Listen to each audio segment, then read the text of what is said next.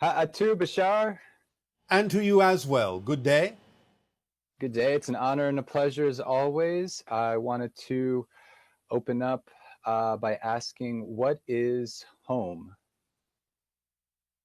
Well, you have many sayings about that on your planet. Home is where the heart is. Home is wherever you are. Home is where you feel at home. So, home, practically speaking, physically speaking, is the entire earth for humanity. That is your home. But real home is spirit. That's your home. That's where you are right now. That's where you never leave. So the spirit realm is your natural state, and your natural state is your true home. Thank you. You said a few transmissions ago that homelessness is a relatively rare concept throughout the galaxy. Why do we have homelessness in our current society, and what are some permission slips we can do to help address the root cause if one is in it? There are many different causes of the idea of someone being without a physical home on your planet. You almost have to take it, even though there is some generality to it, on a case by case basis, because each individual has their own reason for not having what they would perceive to be a functional shelter. Now, not everyone needs a physical shelter if the environment itself is conducive to them thriving without an actual physical shelter. But in general, you will find that a lot of it has to do with fear of control, a lot of lack of self-worth, a lot of different issues. There are some generalities, but you still have to go from person to person to find out what issue they are actually basing their experience of homelessness on. Because it can be many different things that have to do with belief systems about their relationship to humanity, belief systems about their relationship to connection and connectivity, belief systems about whether they are being controlled by living in a structured environment, all sorts of belief systems. You would have to ask each person individually what they are basing their situation on. Okay. Um, I think if I remember in the book, you said there's about 300,000 Essassani beings. Is that true? Or how many Yes, roughly individuals? on average, we maintain our population around that number generally. And what percent of them have had Earth incarnations? About 15%.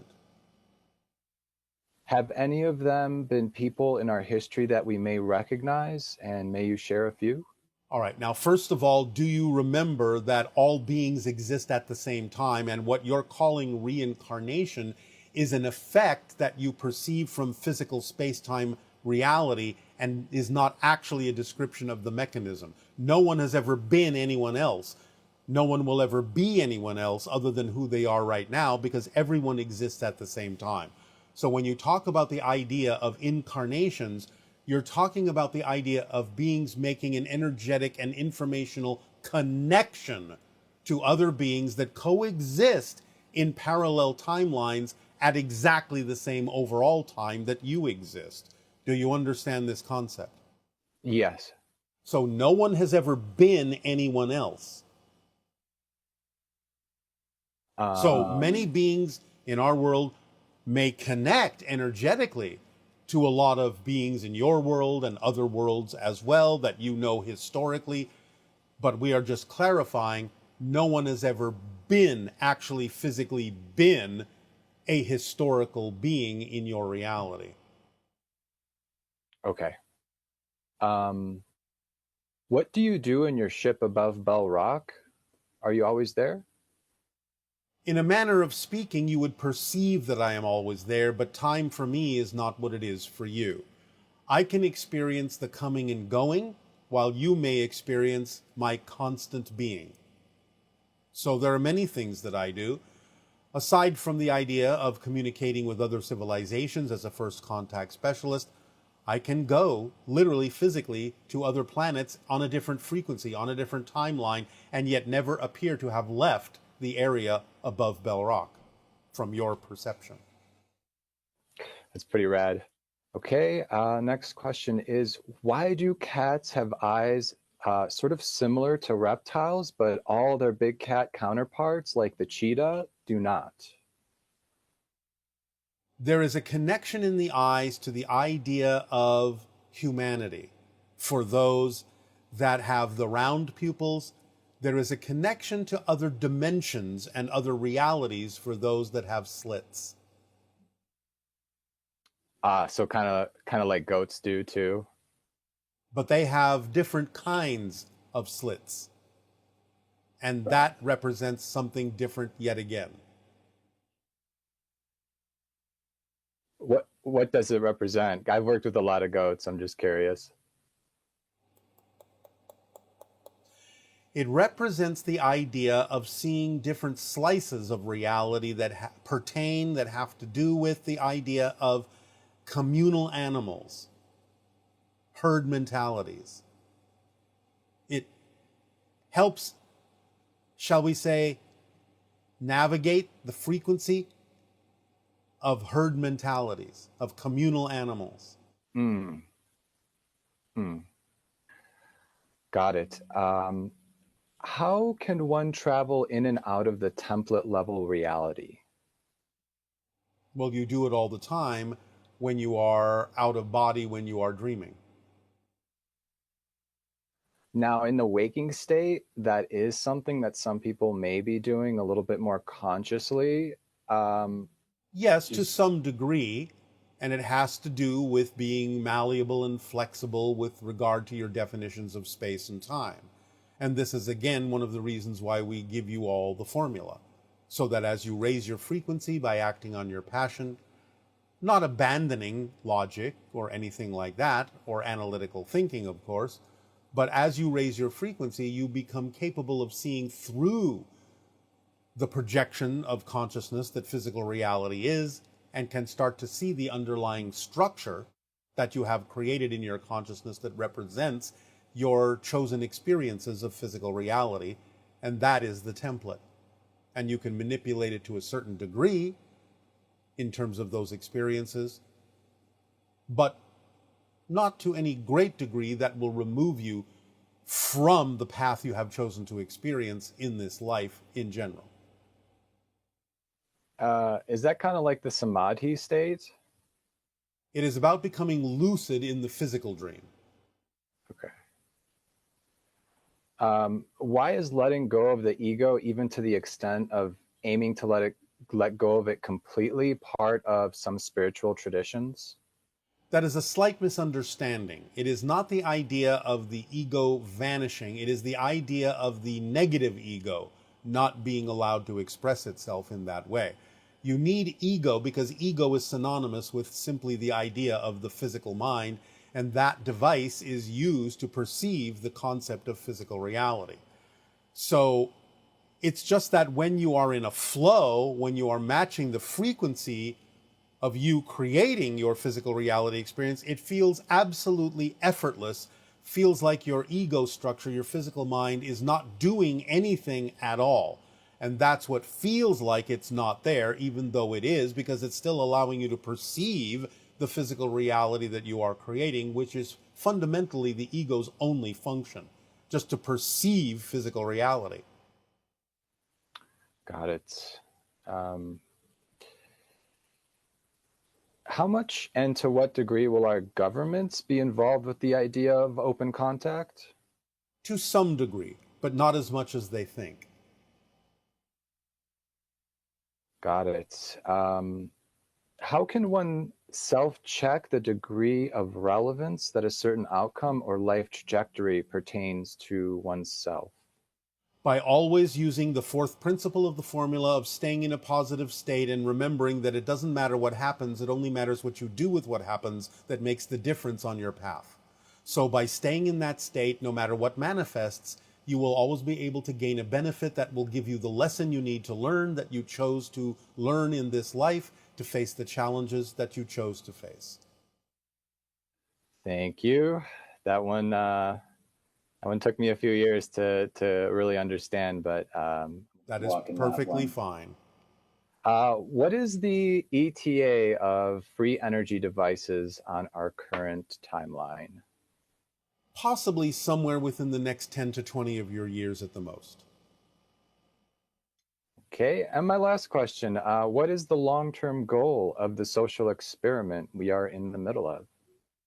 It's not so much the idea of a goal as it is an opportunity to gauge how ready you decide you all are to have open contact with other species.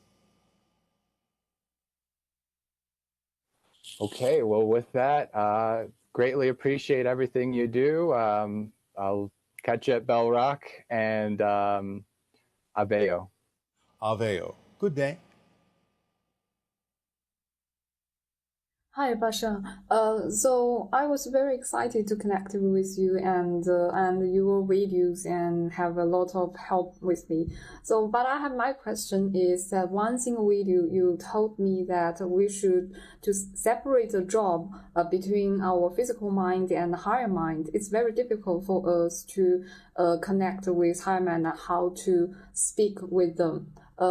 So can you tell me more about how to connect with high self and how to shun the job between the physical body and physical mind and the higher mind, and how to download our job rather than to take the burden of higher self?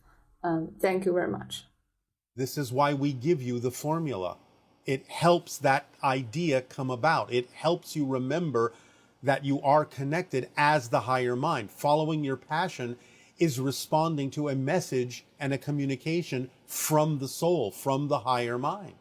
So understand the formula and follow the formula as precisely as possible, and you will start experiencing more synchronicity, which will bring you the realization that you are more consciously connecting with your soul, with your higher mind, which is all that your higher mind is. It is the soul that remains in non-physical reality, while you experience a part of your soul experiencing the idea you call.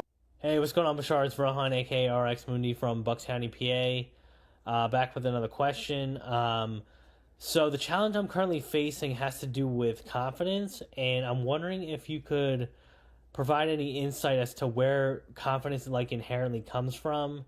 I've heard it said in self-help circles that confidence is something you have to build, and things like practicing or going to the gym can build confidence.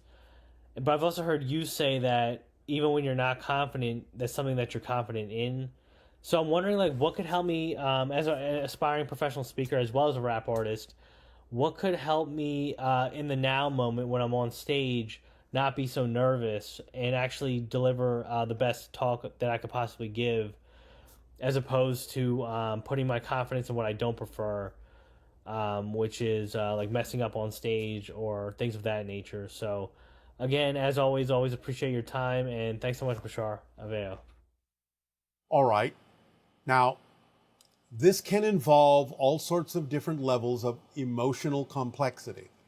Because if you understand the process, if you understand that you are always confident about something, which clearly you understand that concept, but you are still choosing to place your confidence in the idea that you lack confidence, then going back to the motivational mechanism that exists in all of you, there must be a reason for doing that you think benefits you.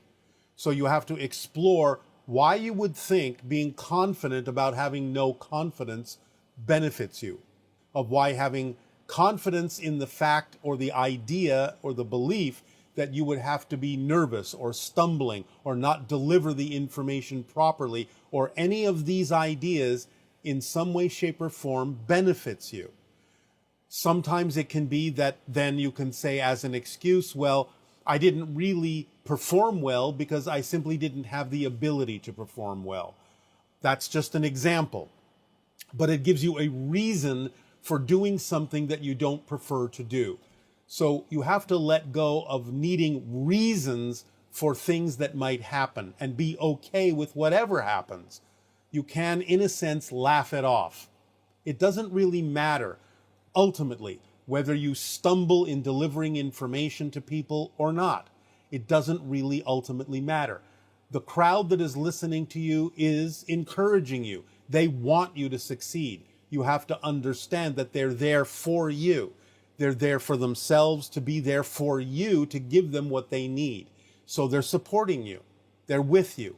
And it doesn't matter if you're absolutely perfect or not when you deliver that information in whatever style you deliver it in, no matter what that format is.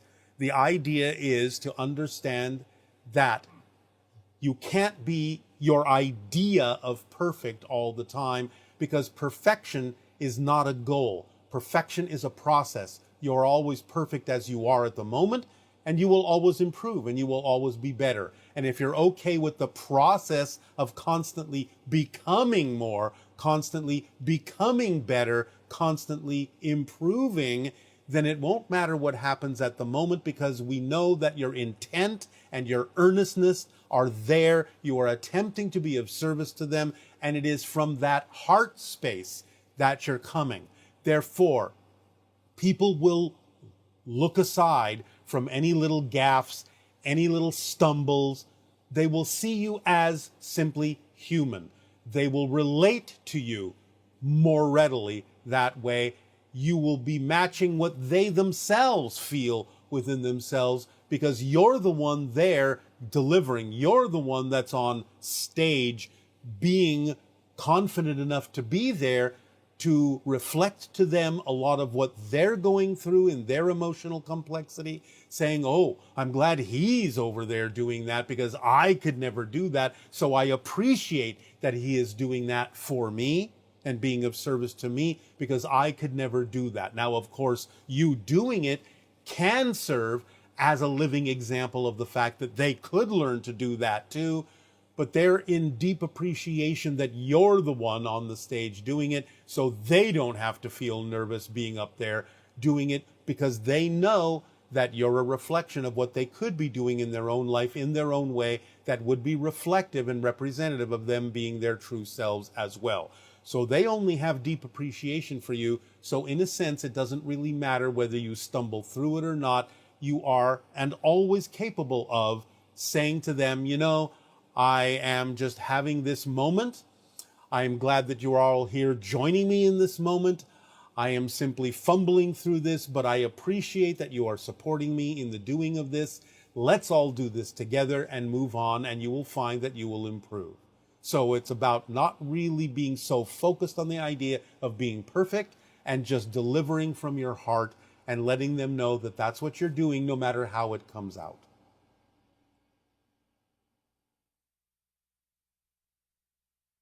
Hello, Mr. B. Good to be together with all of you.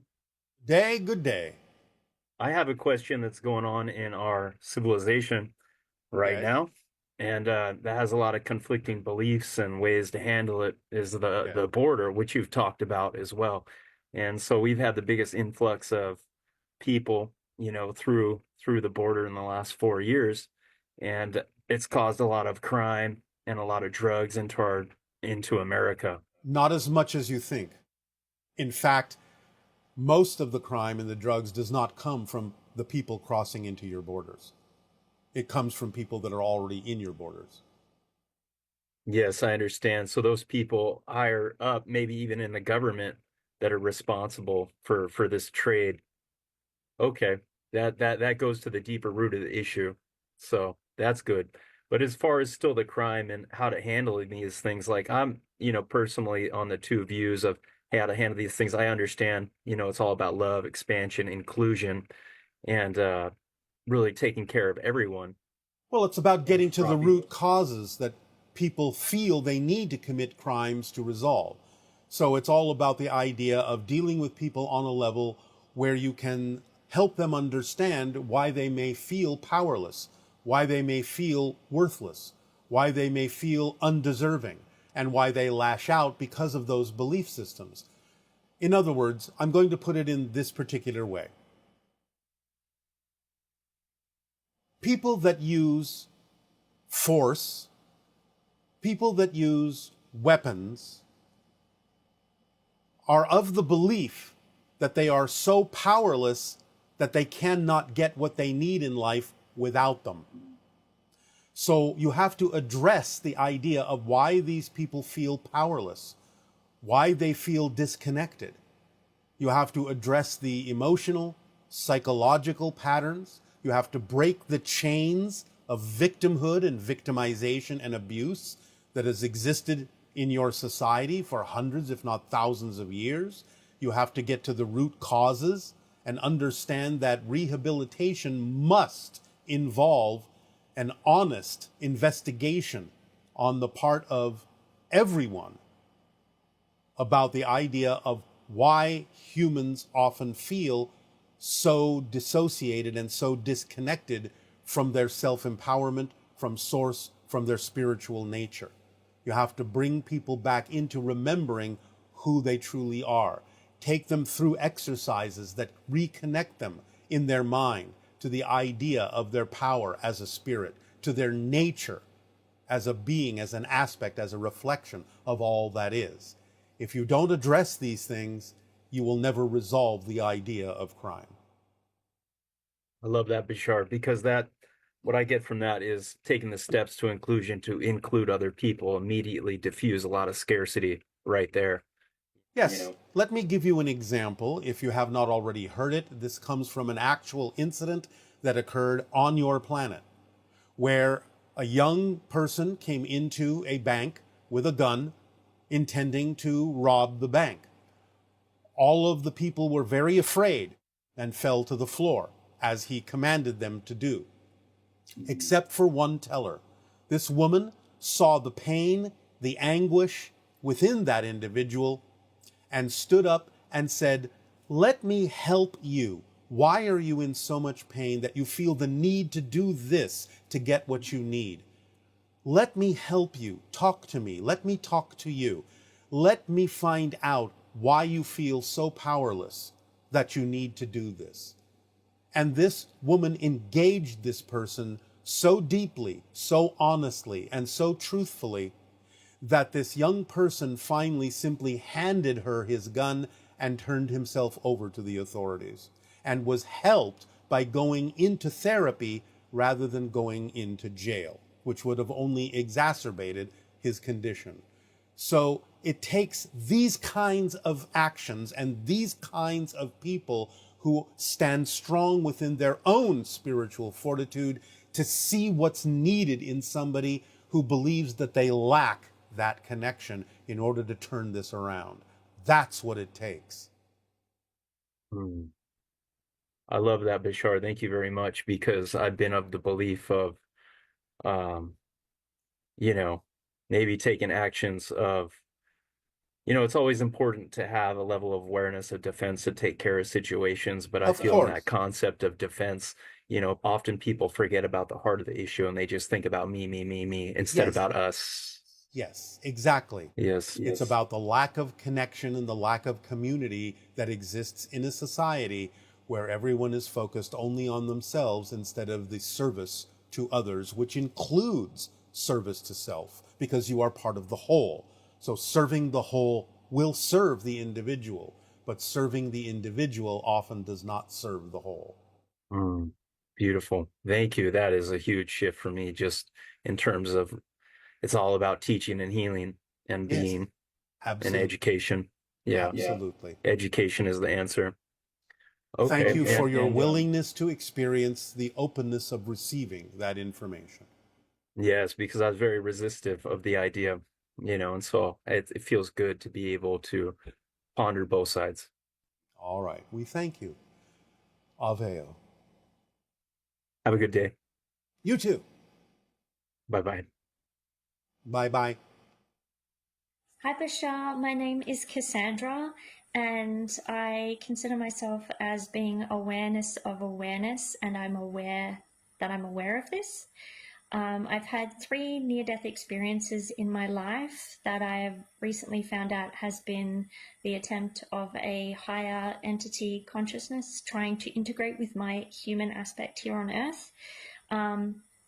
And every single time they have tried to integrate, my human aspect has run away scared because of the vibrational frequency difference. I am just wondering if you can help me integrate harmoniously with them so I can form a stronger connection and communication channel, and also how I can relate to other humans now. As we have said, the idea is that sometimes the physical body, when exposed to higher frequency energies, may react as if it is dying and go into survival mode, fight or flight mode. It is something that the human physical form needs to get used to, but as it raises its own frequency, by following the formula, by following your passion, by being your true self, the frequency will raise ultimately sufficiently so that the human body will not react anymore in survival mode to the exposure to other high frequencies, because you will be closer to matching those frequencies and it will start to feel natural. So the key is in raising your own frequency by following your passion, by following the formula, by being your true self, so that you can allow your body to get used to those higher frequencies, and it won't interpret those higher frequencies as if they are being approached by spirit, which is usually interpreted by the physical form as the physical body being about to die. But it's not going to die. And in conjunction with raising your frequency, you can, again, as we have recently said, have conversations with your body. Take quiet moments and have conversations with your physical mind from the soul that lets it know it's going to be included in the raising of the vibrational frequency into a fourth density physical being, and it will not be left behind, it will not be annihilated, it will not die. This is a natural process it can participate in, and it can go along for the ride. But it must be willing to change and become more than it has been in the past. So have these conversations while you are also acting on your passion to raise your vibrational frequency, and then you will be more receptive and a better antenna to receive higher frequency vibrations and information from